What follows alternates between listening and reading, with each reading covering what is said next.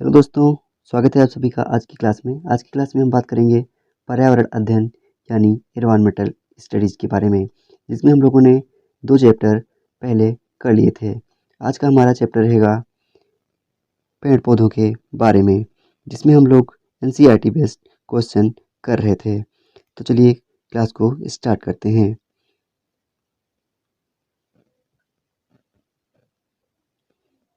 पौधों की विशेषताएं। पौधों को पानी देने से मुरझाई पत्तियां हरी हो जाती हैं, क्योंकि उसमें प्रकाश संश्लेषण से भोजन बनता है। प्रकाश संश्लेषण क्रिया में कार्बन डाइऑक्साइड, जल, सूर्य का प्रकाश एवं क्लोरोफिल की आवश्यकता होती है। पत्तियों का हरा रंग क्लोरोफिल के कारण होता है। पौधे ऑक्सीजन, कार्बन डाइऑक्साइड दोनों का निष्कासन करते हैं। रेगिस्तानी ओक पेड़ ऑस्ट्रेलिया में पाया जाता है। यह 10 फुट लंबा पौधा होता है। इसकी जड़ें 300 फुट गहरी, पत्तियां कम होती हैं। इसकी जड़ें तने से 30 गुना लंबी होती हैं। आप मेन पॉइंट्स नोट करते चलिएगा अपनी नोटबुक में। इसके तने में पानी इकट्ठा रहता है। जब कभी इस इलाके में पानी की कमी होती है तो वहाँ के लोग इसके तने में पतला पाइप डालकर इससे पानी निकाल लेते हैं। अब इसके बारे में एनसीईआरटी की बुक में कुछ पॉइंट्स दिए हुए थे, उनको भी पढ़ते चलते हैं साथ साथ में। ऑस्ट्रेलिया में एक पेड़ पाया जाता है जिसका नाम रेगिस्तानी ओक होता है। इसकी ऊंचाई तुम्हारी क्लास की दीवार के लगभग होती है और इसकी पत्तियां बहुत ही कम होती हैं। इसकी जड़ें ज़मीन के अंदर बहुत गहरी तक जाती हैं। सोचो, ऐसे 30 पेड़ अगर ज़मीन पर लिटा दिए जाएं तो उसकी जड़ें कहाँ तक पहुँचेंगी। इसकी जड़ें ज़मीन के अंदर तब तक नीचे जाती हैं जब तक कि पानी तक ना पहुँच जाएं। इसके पेड़ के तने में पानी जमा रहता है। उस इलाके में रहने वाले लोग यह बात जानते हैं और जब वहाँ पे पानी की कमी होती है तो वो लोग पतला पाइप डालकर पानी निकाल लेते हैं। आगे बढ़ते हैं। अगला वृक्ष है बरगद। बरगद सबसे पुराने वृक्षों में से एक है। बरगद से सहारा देने वाली जड़ें निकलती हैं। बरगद का वृक्ष सैकड़ों वर्षों तक जीवित रहता है। अब हम बात करेंगे खेजड़ी वृक्ष के बारे में, जिसके बारे में आप लोगों ने सुना ही होगा। अगर नहीं सुना है तो इसको साथ साथ में नोट करते चलिएगा, क्योंकि यहाँ से क्वेश्चंस बहुत सारे पूछे जाते हैं। सन 1731 ईस्वी में राजस्थान के जोधपुर में अमृता देवी बिश्नोई ने खेजड़ली गांव में खेजड़ी वृक्ष को बचाने हेतु 363 महिलाओं के साथ स्वयं का बलिदान कर दिया था। भारत सरकार ने उनके सम्मान में अमृता देवी वन्य जीव संरक्षण राष्ट्रीय पुरस्कार शुरू किया। अब हम लोग एनसीईआरटी की बुक से लिए गए स्क्रीनशॉट से कुछ मेन पॉइंट्स पढ़ते हैं। लिखा हुआ है, खेजड़ी यह पेड़ रेगिस्तानी इलाके में खूब पाया जाता है। इसे ज़्यादा पानी की ज़रूरत नहीं होती है। इस पेड़ की छाल दवा के काम आती है और इसकी लकड़ी में कभी कीड़ा नहीं लगता है। इस पेड़ की फलियां से सब्जी बनाई जाती है। इसकी पत्तियां यहाँ रहने वाले जानवर खाते हैं। अब यहाँ पर भी मेन पॉइंट वही लिखे हुए हैं। इनकी छाल से दवाई बनाई जाती है। इसकी लकड़ी में कभी कीड़ा नहीं लगता है। इनकी फलियों से सब्जी बनाई जाती है। अब यहाँ के स्थानीय लोगों का एक कथन था, जो अभी तक तो पेपर में नहीं पूछा गया है लेकिन भविष्य में पूछा जा सकता है। इसको भी आप लोग लिख लीजिएगा। पेड़ और पौधे हमारे बिना रह सकते हैं लेकिन हम उनके बिना नहीं। पेड़ और जानवर हमारे बिना रह सकते हैं लेकिन हम उनके बिना नहीं। ये खेजड़ली गांव के लोगों का कहना था। अब हम पढ़ेंगे नेपेथिन्स या घटपर्णी पौधा के बारे में, जिसे पिचर प्लांट भी कहते हैं। नेपेथिन्स कीटभक्षी पौधा है। यह ऑस्ट्रेलिया, इंडोनेशिया और भारत के मेघालय राज्य में पाया जाता है। अब इसके एनसीईआरटी का जो स्क्रीनशॉट लिया, इससे हम लोग कुछ मेन पॉइंट निकालेंगे, जिसको आप अपनी बुक में लिखते चलिएगा। कुछ ऐसे पौधे भी होते हैं जो चूहे, मेंढकों, कीड़े मकोड़े और छोटे जीवों का शिकार करते हैं। इनमें से नेफेथिन्स सबसे ज़्यादा मशहूर है। यह ऑस्ट्रेलिया, इंडोनेशिया, भारत के मेघालय राज्यों में पाया जाता है। इसका आकार लंबे घड़े जैसा होता है। इसके ऊपर पत्ती का ढक्कन लगा होता है, जैसा कि आप देख सकते हैं, ये पत्ती का ढक्कन लगा हुआ है। घड़े से खास खुशबू निकलती है। इस जो घड़ा बना हुआ, इससे खास खुशबू निकलती है, जिसके कारण कीट पतंगे जो होते हैं इसकी ओर खींचे चले जाते हैं। जब कीड़े इसके अंदर घुस जाते हैं तो इसकी ढक्कन बंद हो जाती है, जिससे वो बाहर नहीं निकल पाते हैं और अंदर फंस जाते हैं। ठीक है, चलिए अब आगे बढ़ते हैं। अब हम बात करेंगे सिनकोना ट्री या सिनकोना पेड़ के बारे में। सिनकोना एक सदाबहार पादप या वृक्ष है जो झाड़ी और ऊंचे वृक्षों के रूप में उपजता है। यह रूबिएसी कुल की वनस्पति है। इसकी छाल से कुनेन नामक औषधि प्राप्त की जाती है जो मलेरिया में काम आती है, मलेरिया की दवा में काम आती है। अब यहाँ पर कुछ पॉइंट्स लिखे हैं, इनको भी पढ़ लेते हैं हम लोग। मलेरिया की दवाई बहुत पुराने समय से सिनकोना पेड़ की छाल से बनाई जाती है। या पहले पहले तो लोग इसकी छाल को उबाल कर छान कर इस्तेमाल करते थे, लेकिन अब छाल की दवाई बनाते हैं। अब हम पढ़ेंगे मलेरिया बीमारी के बारे में। अभी हम लोगों ने पढ़ा मलेरिया की जो दवाई होती है वो सिनकोना नामक वृक्ष से बनती है जिसे कुनेन कहते हैं।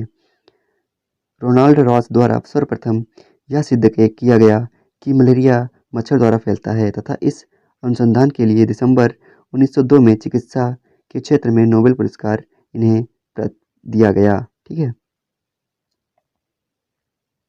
ये कुछ स्टोरी है जिसे आप लोग पीडीएफ में, हम पीडीएफ इसकी शेयर कर देंगे, उसमें आप लोग उसको पढ़ लेना जिससे आप लोगों को थोड़ा और सरल हो जाएगा। अब हम पढ़ेंगे झूम खेती के बारे में। यहाँ से भी क्वेश्चन पूछा जाता है। झूम खेती का तरीका निराला है। यह एक फसल कटने के बाद जमीन को कुछ साल तक आराम करने देते हैं, उसमें खेती नहीं करते हैं। इस जगह जो बांस या जंगल उगाते हैं उसे उखाड़ते नहीं, बस गिरा कर जला देते हैं। यह राख जमीन को में खाद का काम करती है। जमीन को जलते हुए आसपास के पेड़ न जल जाएं, जंगलों को नुकसान न पहुंचे, यह भी देखना पड़ता है। फिर इस जमीन पर खेती की बारी आती है तो जमीन को जोता नहीं जाता, बल्कि हल्के से हिलाकर बीज छिड़क देते हैं। एक ही खेत में अलग अलग तरह की बीज जैसे मकई, सब्जियां, मिर्च, चावल आदि बोए जाते हैं। अब हम पढ़ेंगे परागकण के बारे में। यहाँ से भी क्वेश्चन पूछा गया है। पंखुड़ियों के अंदर फूल के बीच में कुछ पतली पाउडर जैसी संरचनाएं दिखाई देती हैं जिन्हें परागकण कहते हैं।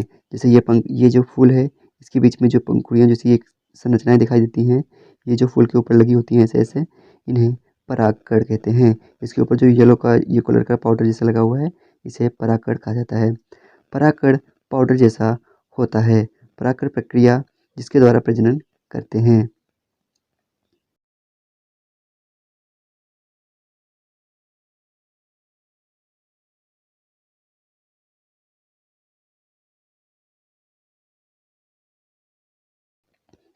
अब हम पढ़ेंगे बीजों के प्रकीर्णन के बारे में। बीजों का प्रकीर्णन हवा, जल, जीवों द्वारा होता है। सोयाबीन की फलियां पककर सूख जाती हैं तथा बीज छिटक कर दूर दूर बिखर जाते हैं। पुर्तगाली लोग मिर्ची दक्षिण अमेरिका से लाए थे। अभी देख लीजिए, ये आप लोगों ने देखा होगा जिसको बुढ़िया लोग बोलते हैं गाँव में, ये उड़ के जब हवा चलती है पक जाने के बाद में उड़ के बहुत दूर दूर तक चली जाती है। और ये नारियल है जो पेड़ से गिर जाने के बाद में एक ओशियन से दूसरे ओशियन तक पहुंच जाता है पानी में। और ये चिड़िया जो बीज खा लेती है, बीज खाने के बाद में इधर उधर पोटी कर देती है, उससे भी बीज इधर उधर पहुंच जाता है। भिंडी, गोभी, मटर भारत में अमेरिका से लाया गया। अगला है बैंगन, मूली, सेम, करेला, पालक, मेथी, आम, संतरा, बेर व केला भारतीय सब्जी व फल हैं। अब हम पढ़ेंगे वेलक्रो के बारे में। वेलक्रो का आविष्कार जॉर्ज मैस्ट्रेल ने 1948 में किया। या उन्होंने बीज के हुक को कपड़े व कुत्तों पर चिपका देखकर किया। ठीक है, अब इसमें आप लोग इसमें पढ़ सकते हैं। इसके अंदर भी बहुत सारी चीज़ें दी हुई हैं जो हम आप लोगों को पीडीएफ शेयर कर देंगे, वहाँ से आप लोग इसको पढ़ लेना। अब कुछ मेन पॉइंट्स एनसीईआरटी की बुक से हम नहीं लिए हुए हैं, वो भी पढ़ते चलते हैं। गांधी जी की 150वीं वर्षगांठ के लिए स्वच्छ भारत अभियान की शुरुआत की गई। यह हमें एहसास दिलाता है कि स्वच्छता हमारी जिम्मेदारी ही नहीं बल्कि फ़र्ज भी है। जंगल अधिकार कानून 2007, यह कानून आदिवासियों को जंगल पर उनका हक दिलाता है। जो लोग कम से कम 25 साल से जंगल में रह रहे हैं उनका वहाँ के जंगल वहाँ पैदा होने वाली चीज़ों पर पूरा हक है। उन्हें जंगल से हटाया नहीं जाए। जंगल बचाने का काम भी उनकी ग्राम सभा करेगी। अब हम पढ़ेंगे विष्णु चिंचलाकर के बारे में, जो मशहूर कलाकार थे। मशहूर कलाकार विष्णु चिंचलकर सूखे पत्तों से बढ़िया चित्र बनाते थे।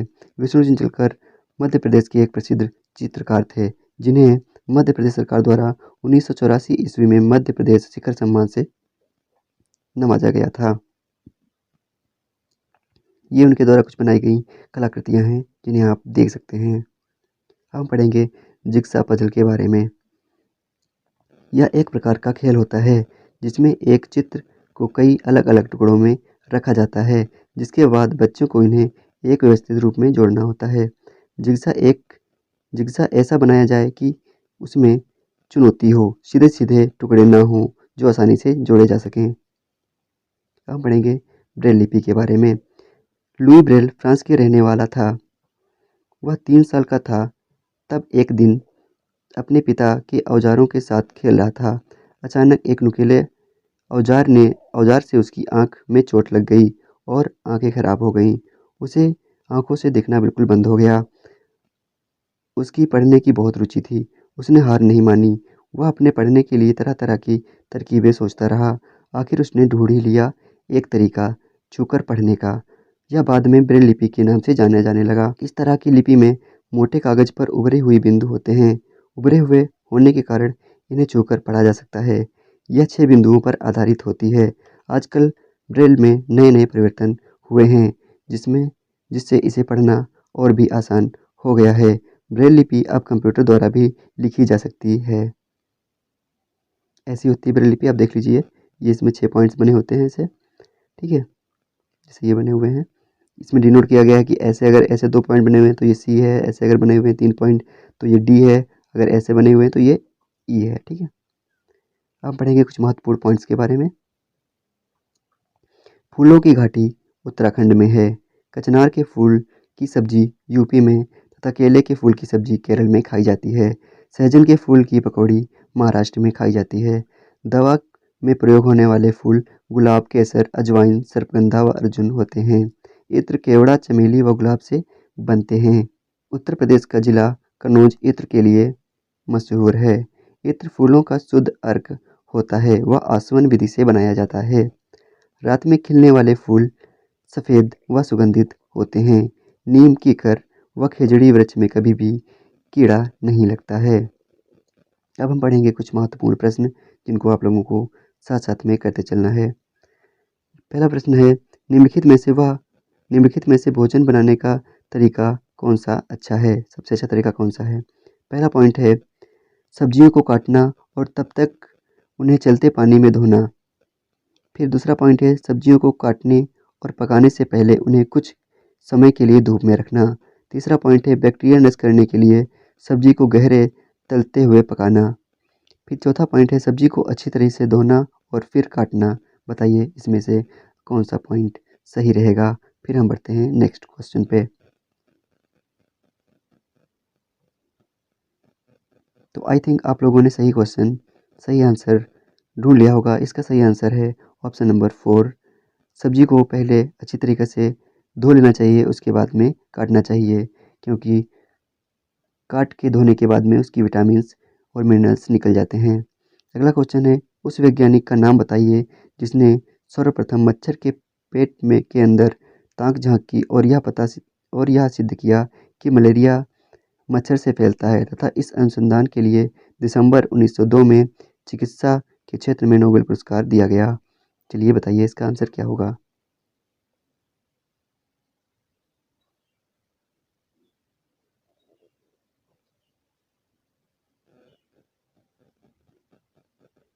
चलिए इसका आंसर बताइए। तो अब तक शायद आप लोगों ने पढ़ लिया होगा। इसका आंसर होगा ऑप्शन नंबर 4, रोनाल्ड रॉस। अभी हम लोगों ने इसके बारे में चर्चा की पीछे। अगला क्वेश्चन है ब्रेल लिपि के बारे में नीचे दिए गए कथन पर अध्ययन कीजिए।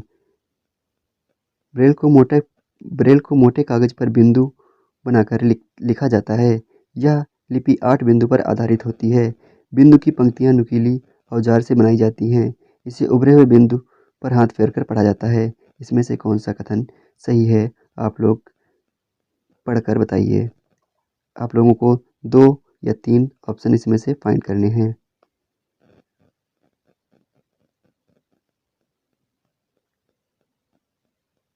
चलिए आप लोग पढ़िए इसको।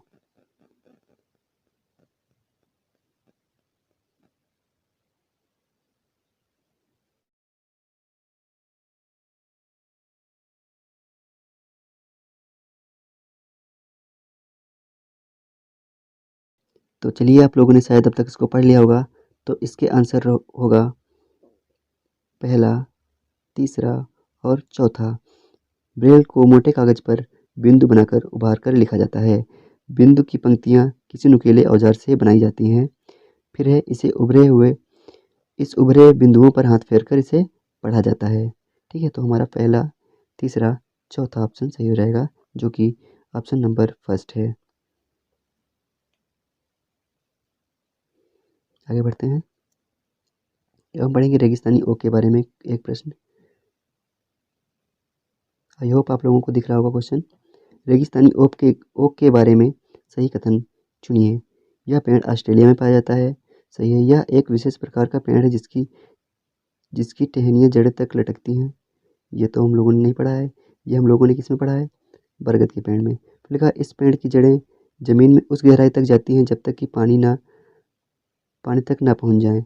ये पॉइंट भी हम लोगों ने पढ़ा हुआ है। फिर लिखा, इस पेड़ के तने में पानी जमा होता है तथा स्थानीय लोग इसमें पाइप डालकर इसका यूज करते हैं। ये भी सही है। तो हमारा पॉइंट ए, सी और डी सही हो गया। ए, सी, डी देखते हैं किसमें सही है।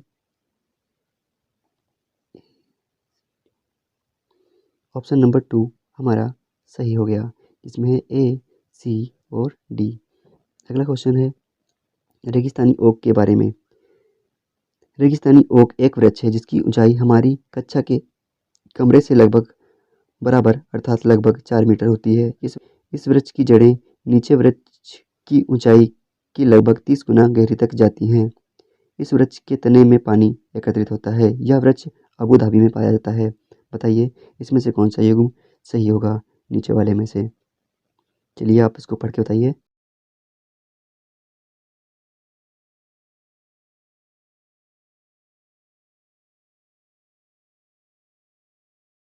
तो इसका आंसर नंबर 3 सही हो जाएगा।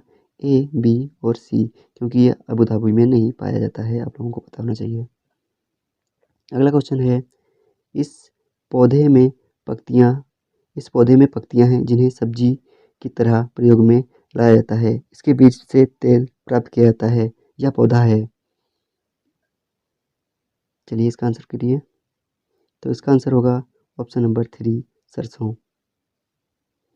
फिर लिखा हुआ है निम्नलिखित में से किसकी सुनने की शक्ति इतनी तीक्ष्ण होती है कि वह वायु से पत्ते हिलने की ध्वनि और घास पर किसी जानवर के चलने की ध्वनि में अंतर कर सकता है। चलिए इसका आंसर बताइए। बहुत इंपॉर्टेंट क्वेश्चन है, बहुत बढ़िया क्वेश्चन है।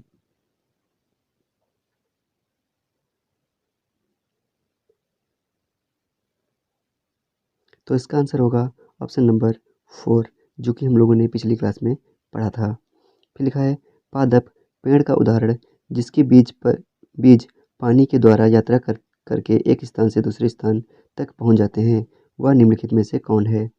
गेहूँ, खजूर, सेब या नारियल? चलिए इसका आंसर दीजिए।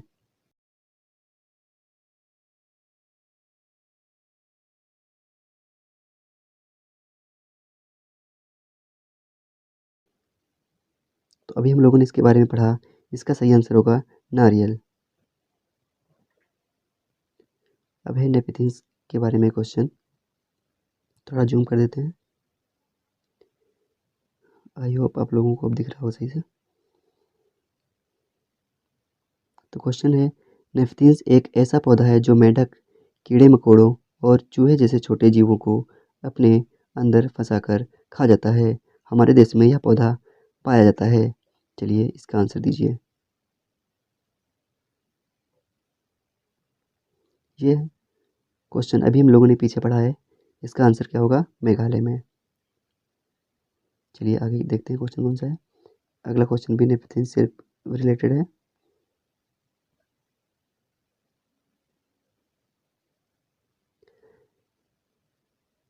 क्वेश्चन है, नेपथिन्स वह पौधा है जो शिकार करता है के विषय में नीचे दिए गए कथन पर विचार कीजिए। यह ऑस्ट्रेलिया, इंडोनेशिया, भारत के मेघालय में पाया जाता है। सही है। इसका आकार घड़े जैसा होता है और इसका मुंह पर पत्ती का ढक्कन होता है। सही है। फिर यह केवल छोटे कीड़ मकोड़ों को ही फंसाकर खाता है। चलिए देखते हैं। फिर लिखा हुआ है, यह छोटे कीड़े मकोड़ों को खींचने के लिए मोहक आवाज़ निकालता है जो इसमें फंसकर बाहर निकल जाते हैं।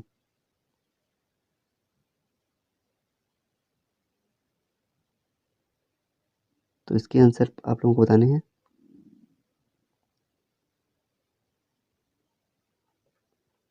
आई होप आप लोगों ने अब तक कर लिया होगा।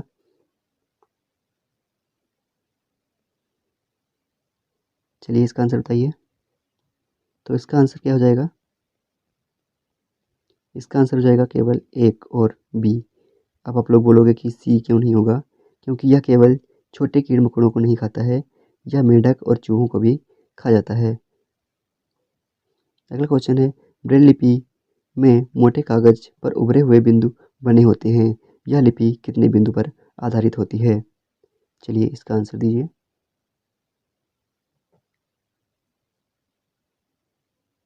आई होप आप लोगों ने अब तक इसका आंसर कर दिया होगा।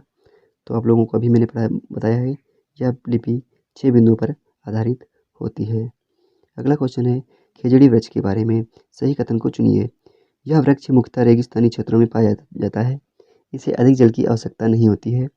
यह छायादार वृक्ष है जिसकी छाया में बच्चे खेलना पसंद करते हैं।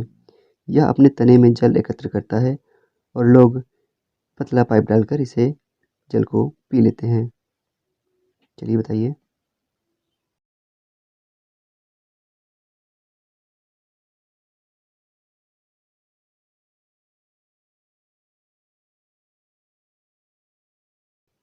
आई होप आप लोगों ने अब तक आंसर इसका कर दिया होगा। तो आप लोग पढ़ते हैं इसके क्वेश्चन। पहला, यह मुख्यतः रेगिस्तानी क्षेत्र में पाया जाता है। सही है। फिर लिखा हुआ, इसे अधिक अधिक जल की आवश्यकता नहीं होती है। सही है। यह एक छायादार वृक्ष है जिसकी छाया में बच्चे खेलना पसंद करते हैं। ये भी सही है। फिर लिखा हुआ, यह अपने तने में जल एकत्र करता है। बस यही नहीं है, क्योंकि यह डेजर्ट ओक यानी रेगिस्तानी ओक की विशेषता है। तो कौन कौन सा सही हो जाएगा? ए, बी और सी। ए, बी और सी। अगला क्वेश्चन है, यह पढ़ाते समय कि कुछ समय के लिए खाद्य पदार्थों को किस तरह ताज़ा रखा जा सकता है। राधा अपनी कक्षा में निम्नलिखित तरीके बताती है, आप उनकी गणना कीजिए। अब कौन से तरीके हैं, चलो देखिए। वो बताती है, उसे कटोरी में रखती है तथा कटोरी को एक खुले बर्तन में रख देती है जिसमें ठंडा पानी है। दूसरा है, उसे एक गीले कपड़े से लपेट देती है। तीसरा है, उसे धूप में खुला फैला देती है। तीसरा है, उसे छोटे छोटे टुकड़ों में काटती है और अंधेरे में रख देती है। उपर्युक्त तकनीकी बी के लिए वह निम्नलिखित कथन कौन सा होगा? जो बी वाला है उसमें लिखा हुआ बी कौन सा है? ये है। पूरा नहीं पढ़ना है, केवल बी वाला पढ़ना है। उसे एक गीले कपड़े में लपेट कर रख देती है। फिर लिखा, उपर्युक्त तकनीकी बी के लिए वह निम्नलिखित किस खाद्य पदार्थ की ओर संकेत कर रही है? तो आप लोग इसका आंसर दीजिए। पहला है लहसुन प्याज, दूसरा है हरा धनिया, तीसरा है काजू बर्फी, चौथा है पके हुए चावल। तो आई होप आप लोगों ने अब तक इसका आंसर कर लिया होगा। इसका आंसर है ऑप्शन नंबर 2, हरा धनिया। अगला क्वेश्चन है रेगिस्तानी ओक के बारे में। रेगिस्तानी ओक एक पेड़ का नाम है जिसकी जड़ें उस गहराई तक जमीन के भीतर जाती हैं जब तक पानी न पहुंच जाए। इस पेड़ की जड़ों की गहराई इस पेड़ की ऊंचाई की लगभग 30 गुना होती है। यह पेड़ कहाँ पाया जाता है? यह पेड़ कहाँ पाया जाता है? ऑस्ट्रेलिया में पाया जाता है। चलिए अगले क्वेश्चन देखते हैं। रेगिस्तानी ओक का पेड़ है जो पाया जाता है, कहाँ पाया जाता है? ऑस्ट्रेलिया में पाया जाता है। अगला क्वेश्चन है, निम्नलिखित में से कौन सी विशेषता बरगद के पेड़ की नहीं है? तो ये आप लोगों का होमवर्क है। आप लोगों के 2 क्वेश्चन होंगे जो आप लोगों को कमेंट बॉक्स में कमेंट करके बताने हैं। ये आप लोगों का हो गया होमवर्क। ये भी आपका होमवर्क हो गया। 2 क्वेश्चन आप लोगों के होमवर्क हैं। क्या है क्वेश्चन? निम्नलिखित में से जीवन प्रक्रिया का कौन सा युग्म पेड़ पौधे तथा जीव जंतु दोनों से मिलता जुलता है?